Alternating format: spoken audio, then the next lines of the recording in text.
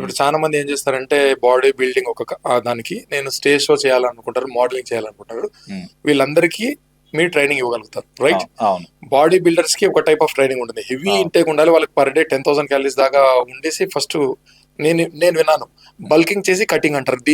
ఇదేమంటారండి? ఒకసారి నాకు ఎక్స్ప్లెయిన్ చేయండి. యూజువల్ గా బల్కింగ్ తర్వాత cutting, usual body building old school technique. అది ఓల్డ్ స్కూల్ గా చాలా మంది ఇప్పటికి కూడా అదే ఫాలో అవుతూ బల్కింగ్ చేసి కటింగ్. బల్క్ చేసిన తర్వాత అండ్ మజిల్ తో పాటు ఫ్యాట్ కూడా అవుతుంది అనమాట bulking. That's what bulking term it self. Like anything, biryani దగ్గర నుంచి అని కుమ్మేస్తారేమో. అంటే మరి అంత అన్హెల్దీ తినకూడదు.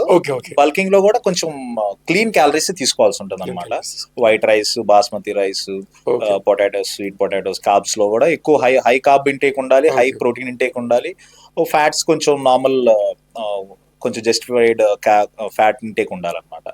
సో అదైతే అంటే like me bulking to cutting అనేది ఏంటంటే ఇట్ టేక్స్ లాంగ్ ప్రాసెస్ అనమాట. బల్కింగ్ ఒక పర్టికులర్ ఒక 12 వీక్స్ ప్రోగ్రామ్ పెట్టుకుంటారు.